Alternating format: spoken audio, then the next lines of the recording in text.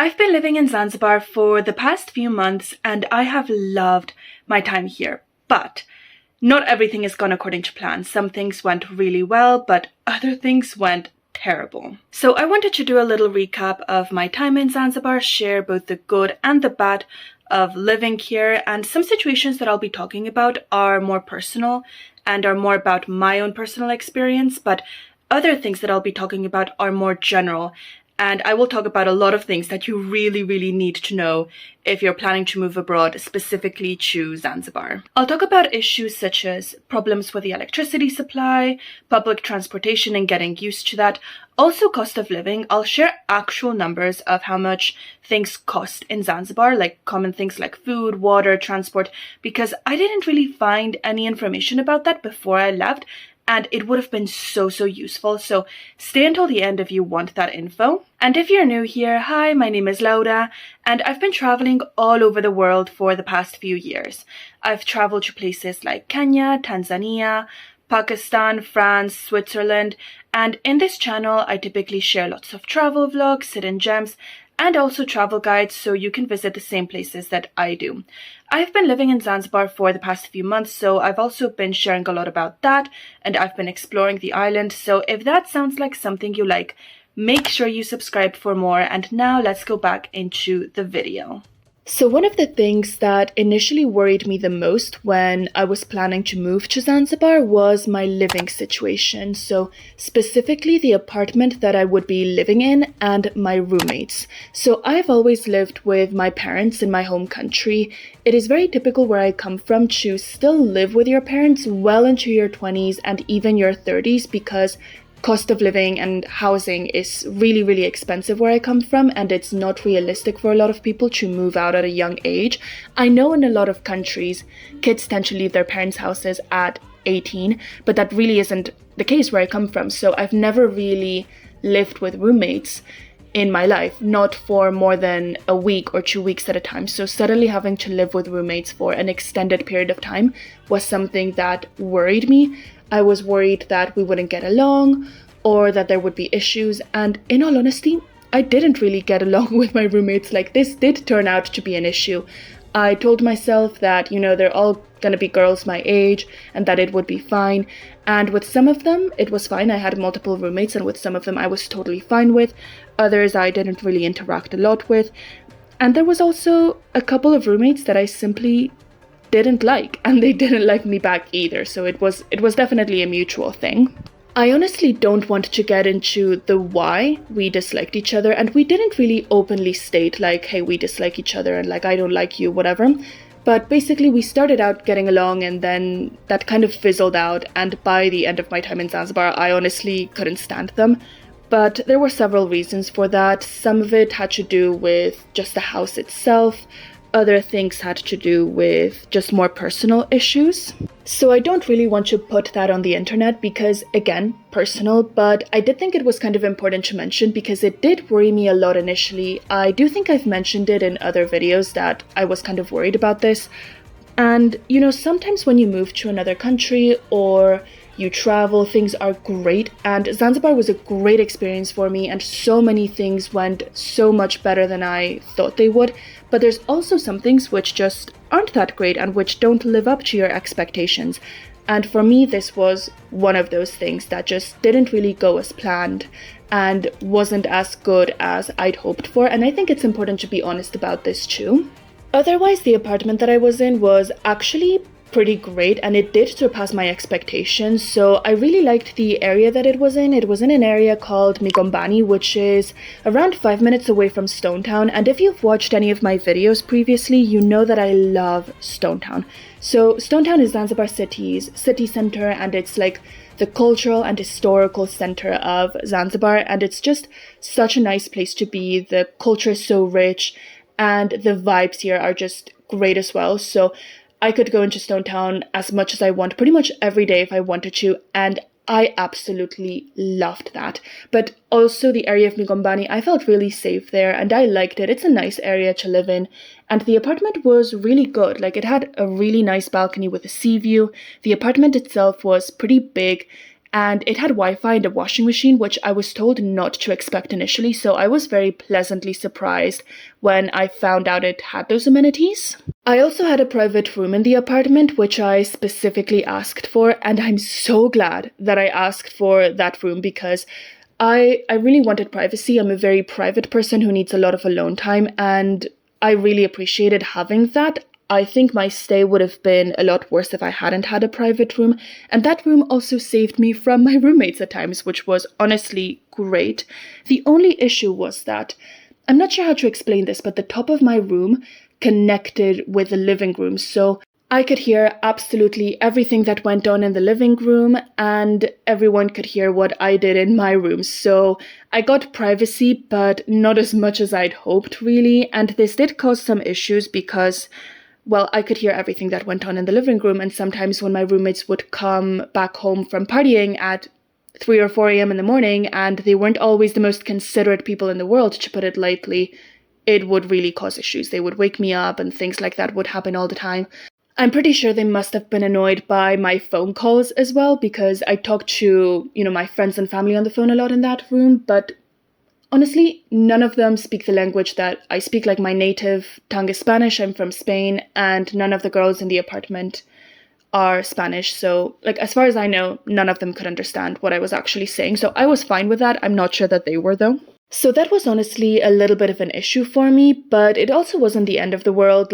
It would have been better if the apartment had been more soundproof, but I've noticed that a lot of apartments or housing in Zanzibar really isn't soundproof, so I do think if you're moving to Zanzibar, you should definitely expect situations like these and just try to work around them. If you actually get along with your roommates, maybe discuss it, but yeah, that was the situation for me.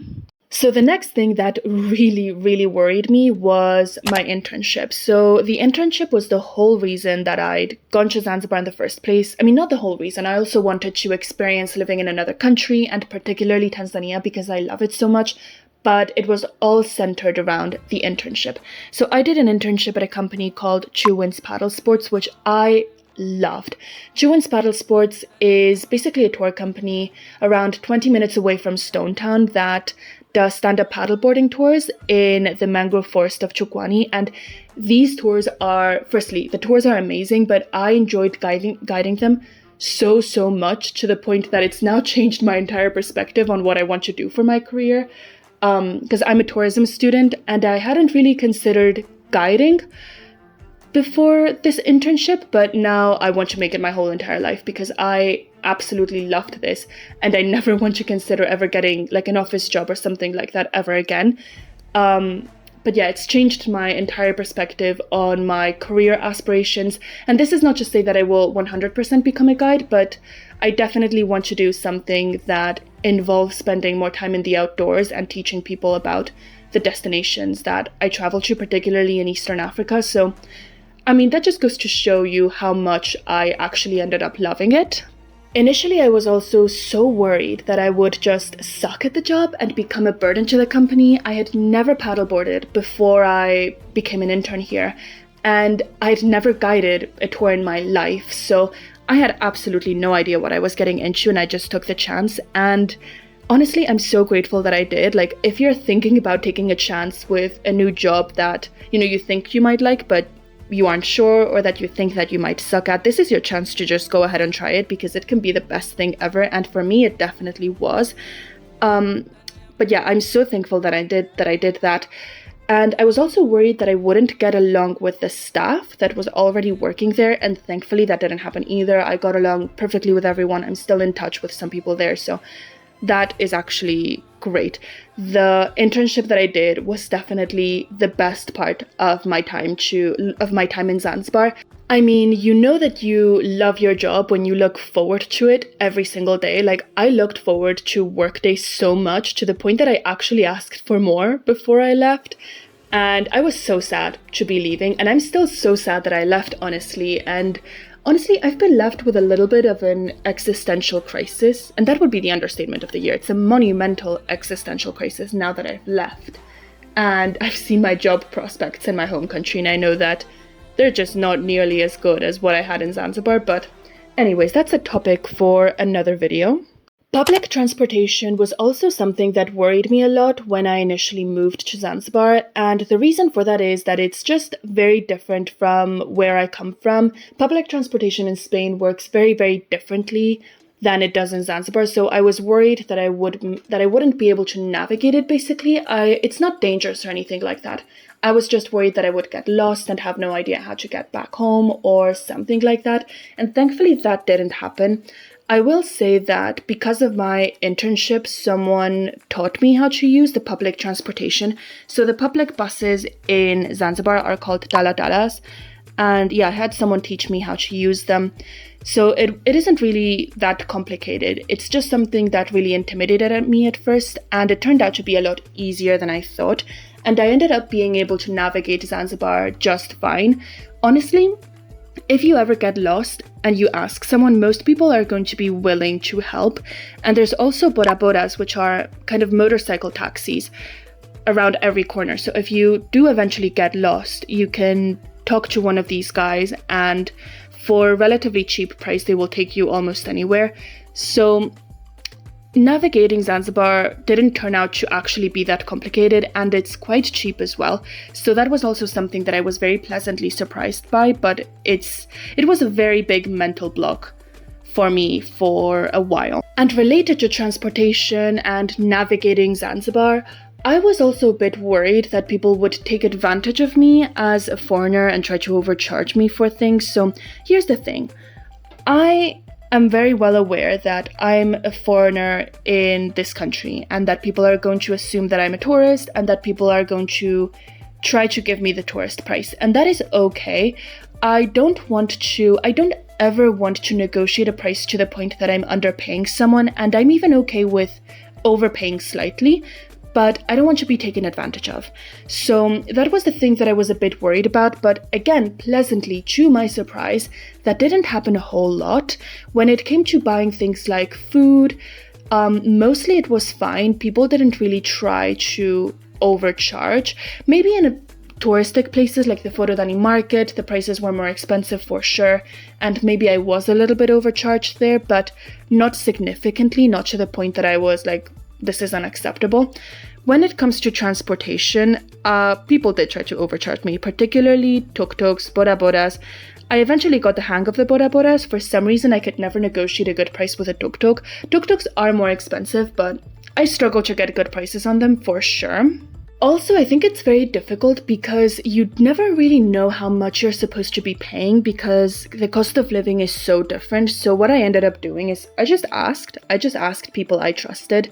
I asked my co-workers and I asked people that I knew in Zanzibar, and they told me, what they would pay for certain services, and then I tried to negotiate that, sometimes successfully, sometimes not successfully. But for example, with the boda boda specifically, there are boda boda stations. So boda bodas, you can basically get one on the road, like just stop one that is driving on the road, but they will also usually be like a group of boda bodas parked somewhere, and you can just walk up to them and tell them where you want to go, negotiate a price right there and then. So there was a boda boda station right in front of my apartment, and there was another one right in front of my work, and there was one in Stone Town that I used very frequently as well. So eventually I dealt with the same guys on a pretty frequent basis, and at one point they kind of got the gist of it, that I knew how much I was supposed to be paying them and that I wasn't going to allow them to overcharge me that easily. So at a certain point they did stop trying to overcharge me. And since we're on the topic of money, let's talk about the cost of living in Zanzibar, which is something you should definitely know about if you're moving to the country. So Zanzibar definitely has a much lower cost of living than when I originally come from, which is Spain. And if you're moving to Zanzibar, I'm gonna make an educated guess that if you're moving to Zanzibar and you're watching this video, you're probably coming from a country that has a higher cost of living as well. So you will be very pleasantly surprised by the prices in Zanzibar. I would argue that within the country of Tanzania, cost of living in Zanzibar is slightly higher, but the difference wasn't too much for me, honestly. I probably wouldn't have been able to tell much of a difference, to be completely honest. And I do want to say one thing here, which is the cost of living in Zanzibar for me is an absolute dream come true. things are so cheap, rent is so cheap, food, transportation is all so cheap to me. But for locals, the cost of living is actually brutally high. Like if you compare to local salaries, so many locals actually do struggle. Not all, but a lot of locals do struggle with cost of living. So let me just make this very clear that I'm speaking as a foreigner here, and that as a foreigner, I think it's very cheap, but that's definitely not the opinion. That's definitely not the situation for most locals in Zanzibar. And the challenges that I faced when moving to Zanzibar are definitely not the same challenges that locals face. I definitely have it a lot easier as a foreigner than a lot of people who actually live here. That said, I want to give you some actual numbers of what I paid for certain services and certain products so you have an idea of how much you should be paying for everything, because I could have used this so much when I initially moved to Zanzibar. This is something that I actually stressed about a lot, was how to budget in Zanzibar, because I didn't know how much things would cost. So here are some of the common things that you might purchase in Zanzibar and how much they cost me. And mind you, this was from around January, February, March 2025. If you're watching this in, I don't know, a couple of years, things might have changed, but this is what I paid as of January, February 2025. So the Dala Dalas, which again are the public buses in Zanzibar, if you're taking a Dala Dala within Zanzibar city, so for example, if you're going from Stone Town to Mikombani or Mikombani to Chukwani, something like that within the city, it's always going to cost 500 Tanzanian shillings, which is roughly 40 euro cents, so pretty cheap. If you're planning to go further away to other parts of the island, so for example, if you're planning to go to a beach town, then it's going to be more expensive. So for example, I took a Dala Dala in Nkwerekwe, which is the Dala Dala station. It's a Dala Dala station in Zanzibar city to go all the way to Baje, which is a beach town on the other side of the island. And that cost me 2,500 Tanzanian shillings, which is around $1. Still pretty cheap in my opinion, though. That whole drive was like an hour and a half, so it's a pretty cheap price for a really long ride. And if you were to take a taxi that distance, it would cost you, on average, I'd say around $50. So definitely worth it in my opinion. For Bora Boras, which are the moto taxis, the price honestly depends a lot on where you're going. Usually when I took a Bora Bora from Mikombani to work, when I was lazy and I didn't want to take the Dala Dala, I would usually pay around 4,000 or 5,000 Tanzanian shillings. I can't remember exactly how much, but it was always under $2. And that would be like a 15-minute ride. But to go to Stone Town, for example, it would be somewhere between 3,000 or 4,000. So honestly, it really depends on where you're going exactly. But I'd say on average around 5,000 is what you should expect from a Dala Dala. Sorry, Bora Bora, not Dala Dala. But anyways, tuk-tuks are definitely more expensive. Honestly, I don't really recommend them. I tended to avoid tuk-tuks once I noticed that I couldn't really get a good price with them, and I would always feel a little bit overcharged. And why get a tuk-tuk when you can get a Bora Bora? Sure, if there's more than one of you, then go get it, or if you're carrying a lot of luggage or something like that, then sure. But otherwise, I don't really see the point in my opinion. And also, it's worth noting that tuk-tuks in Zanzibar and Tanzania are called bajajis. So that's what you will hear a lot of people refer them to. And lastly, you've got taxis. So taxis are incredibly expensive. Usually only tourists use them. And they are useful in some situations, like if you're going to go to a beach destination and you have a lot of luggage with you, the Dala Dala might be very uncomfortable, so it might be worth paying for a taxi, but expect the prices to be significantly higher. Like from the airport to Stone Town, you should expect to pay around $15. From the airport or Stone Town to a beach town, you should expect to pay around 50, maybe a bit more, maybe a bit less than that. Anyways, moving on to food. So food is actually pretty cheap and also quite good in my opinion if you know where to eat. If you know where the good local food is, then Zanzibari cuisine can be amazing. So usually you can expect to spend around $3 per meal. give or take, depending on how much food you ask for and what you're asking for specifically. Some dishes, like rice dishes like pulao rice or biryani, might be a bit more expensive than asking for chicken mishkaki, for example. But again, that really depends on what you want to ask specifically. If you eat at touristic places like tourist restaurants or Forodani Market in Stone Town, for example, the price is definitely going to go up. So I would say expect around $10 to $15 per meal, roughly. Again, depends on where you go. There's definitely pricier places, and it depends on what you order, but it should be around that range. If you're spending an extended period of time in Zanzibar, though, you're not going to be eating out all the time. Even if it's just local places, at some point you're going to go grocery shopping. And again, grocery shopping is generally pretty cheap in Zanzibar. Things like fruit, vegetable, meat and fish even is relatively cheap. Like, it is generally speaking pretty cheap, but there's certain food products, imported food products specifically, which are just wildly expensive. Like, for example, I went grocery shopping in the supermarket right in front of my house in Mikombani, and I found 50 grams of Nescafe coffee for €8.21, which is just wild. Like, it's crazy.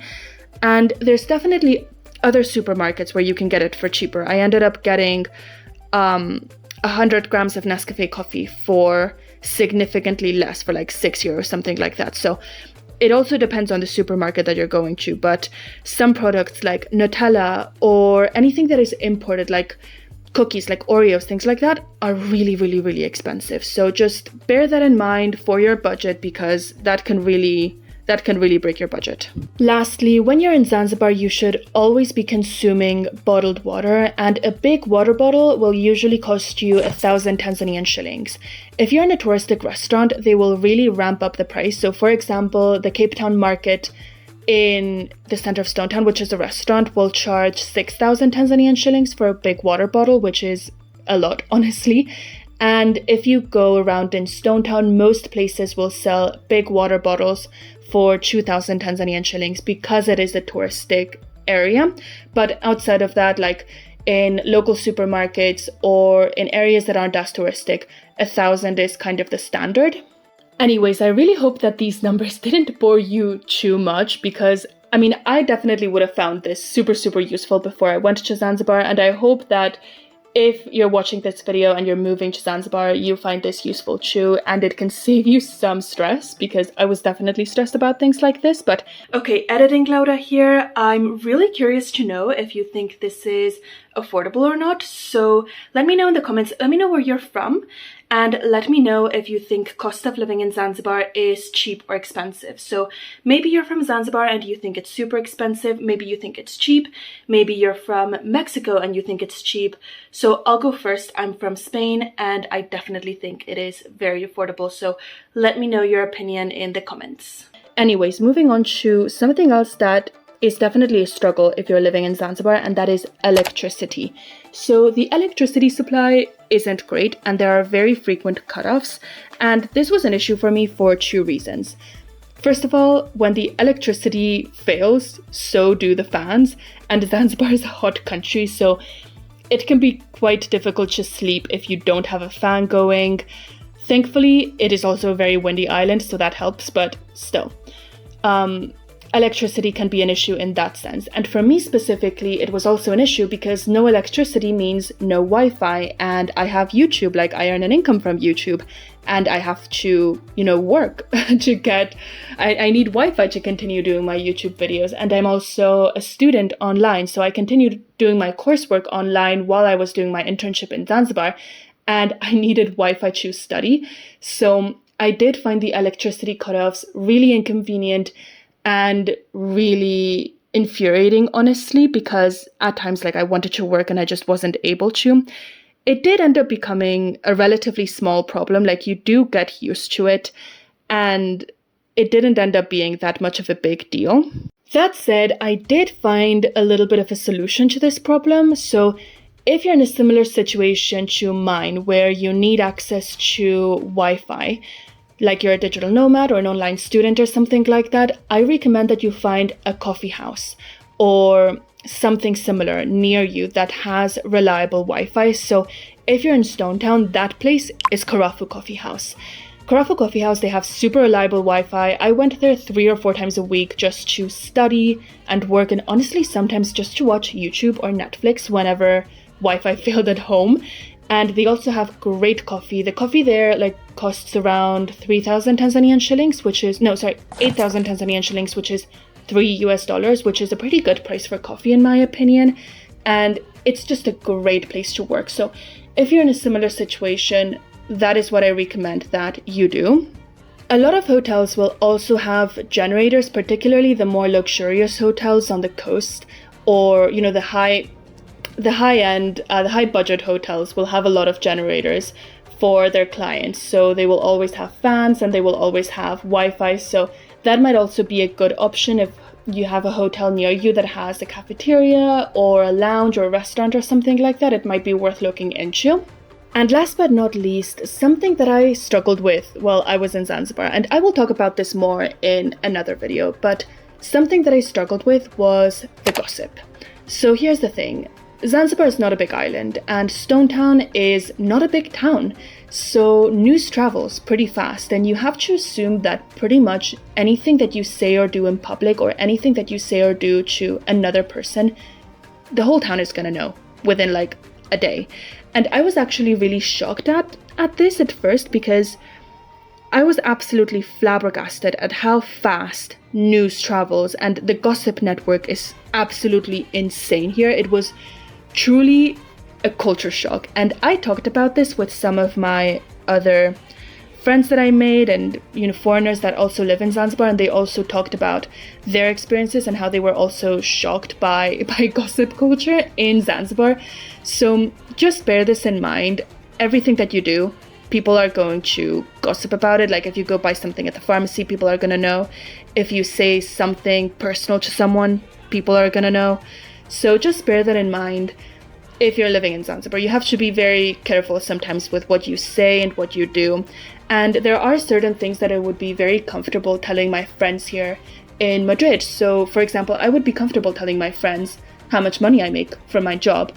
But that is something that I definitely wouldn't be comfortable sharing in Zanzibar unless I'm really, really, really, really close with the person I'm sharing that information with, and I'm 100% sure that they're not going to share it with the entire world.